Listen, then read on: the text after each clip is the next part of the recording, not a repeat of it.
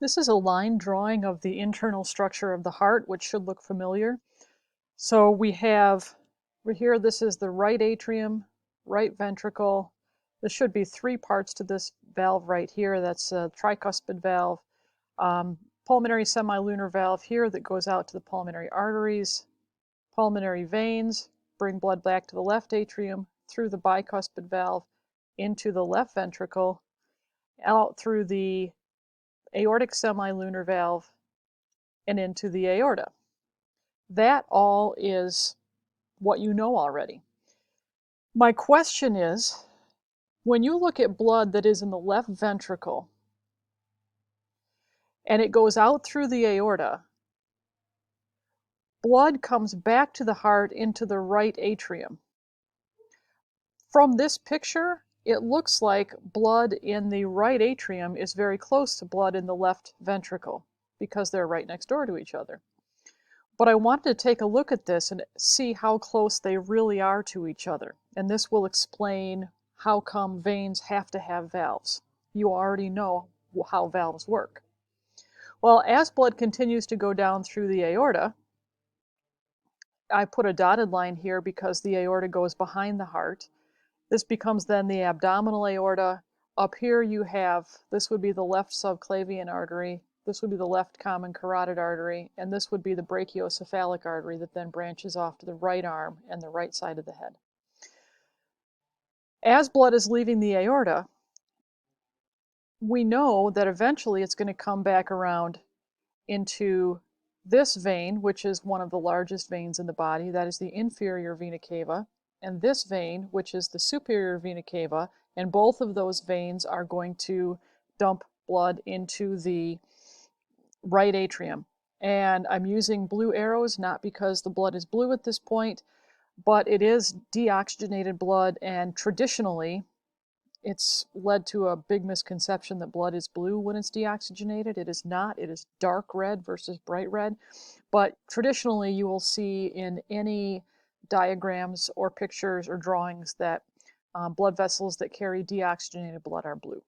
So the big question is, what happens between when blood is leaving the aorta here and ending back up in the vena cavas here? That is the right atrium. So let's take a look at it on the bigger scale. So we've got here left ventricle, blood is pumped out through the aorta, and as blood comes out from here, it's a big arrow to show that there's a lot of blood and it's a big blood vessel, big artery. Well, if you remember, the aorta branches into smaller and smaller arteries that spread out throughout the body. And then these arteries that are still large, they're not as big as the aorta, but they're still large, they branch into smaller arteries. And each of these arteries would be branching as well, but that would get too confusing if I put all of it here. Until eventually the arteries are small enough that they become capillaries, and that's how come these arrows are small.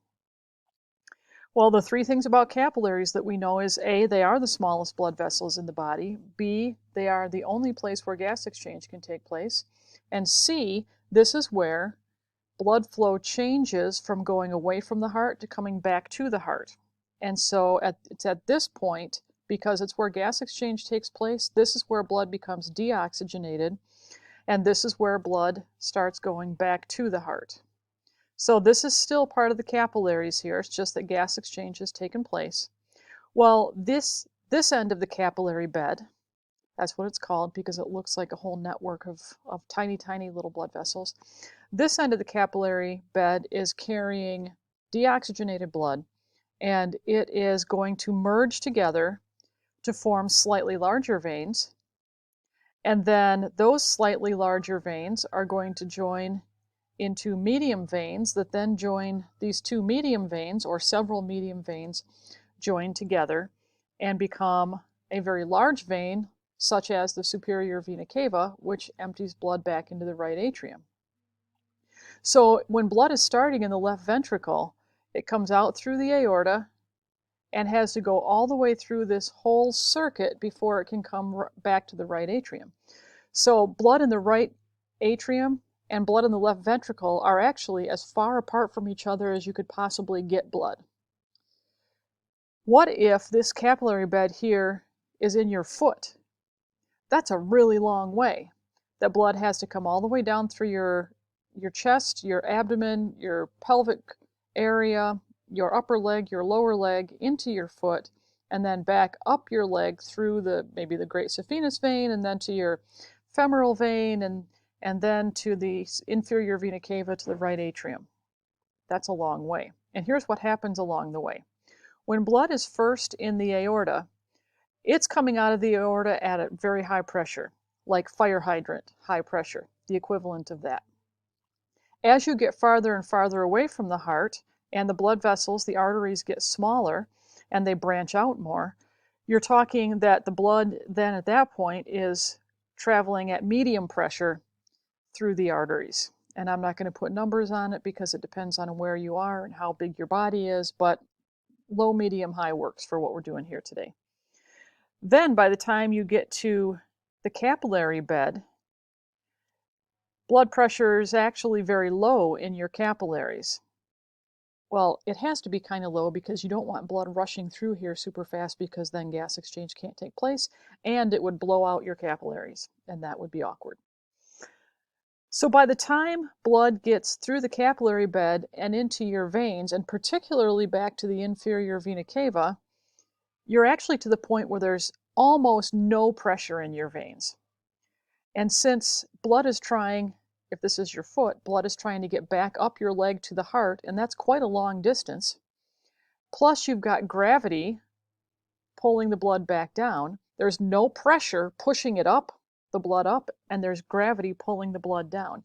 That's how come you have to have the valves that go every so often through the veins so that blood does not have to travel the entire length of the vein all at once.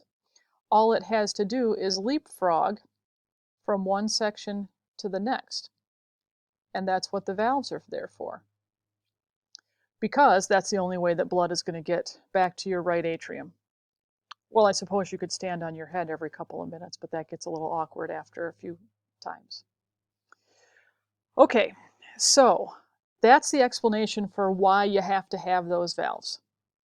Let's talk a little bit about varicose veins and spider veins. So we've talked about the valves, but do you remember why valves are there in the first place? Give you a second to think about it. The valves are there to prevent blood from flowing backwards. And for the most part, in most people, this works just fine through your entire life. But if you're someone who spends most of your time on your feet, and I'm not talking like 2 hours a day or 3 hours a day, but if you have a job where you're working 8, 10, 12 hours a day and you're on your feet pretty much the whole time and you do that for decades, those valves can get leaky. And so blood, it's supposed to go up through the next valve and then not be able to go backwards. Well, it does. And so what ends up happening then is the blood collects in each section of the vein in between the valves, and that causes the blood vessels to bulge, to swell up. And if you're talking about this happening in the larger veins, it creates something called varicose veins. Now here's a diagram of it. Over on the left, this is what's supposed to happen. Blood goes through that valve, and as gravity tries to pull the blood back down, it causes the two flaps of the valve to close shut, so the blood can't go back down. But if you get varicose veins, where it's called incompetent valves, you see these flaps of the valve are not able to close all the way, so blood, yeah, it's getting squeezed up towards the heart with every muscle contraction, but then the valves don't close all the way, and so the blood leaks back down. And what this looks like in real life is something like this. I know, that's kind of gross. But what you're seeing there is the bulging of the veins. This is a very extreme case. This would be very, very painful. But this would be what varicose veins look like in the larger veins. One way that this can be treated is by wearing compression socks. That will help. It won't actually reverse the condition, but it will help it to not be quite so painful. So someone, this is the before picture, and now here's going to be the after picture of someone who's wearing compression socks.